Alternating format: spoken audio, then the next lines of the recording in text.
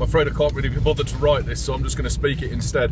I saw an article that no doubt a lot of people saw a few days ago in the Western Morning News concerning killer dogs on Dartmoor in respect of agricultural land and the killing of livestock. And the proposal to introduce DNA testing of carcasses to establish which dog committed the crime.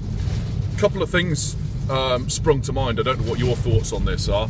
First of all is that I absolutely despise the depiction of a German Shepherd as being this snarling, horrible thing. I mean, you know, the image that's used on the front of the newspaper does absolutely nothing for the breed of the German Shepherd by taking it mid-bark and putting the caption "killer dog" above the top of it. So I think that's an appalling choice of image by the newspaper to start with.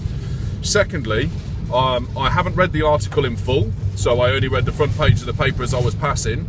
But a question that I would ask is that who pays for the DNA testing of the carcass?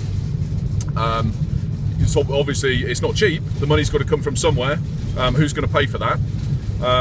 How do you establish a database for the dogs in the first place? Is that going to be compulsory? Is it going to be compulsory by law that dogs are required to give DNA across the country?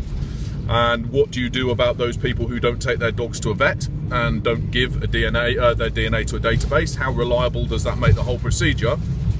And the other thing that I would ask, and probably the most significant point of all, is that if a dog runs over and kills a lamb but doesn't actually eat it and walks off, and 20 minutes later somebody quite innocently is walking their dog, who goes over, sniffs the lamb, walks on, and that lamb is then tested, well, the DNA that's on that lamb is the dog that went over and sniffed it as well. Now that dog's done absolutely nothing.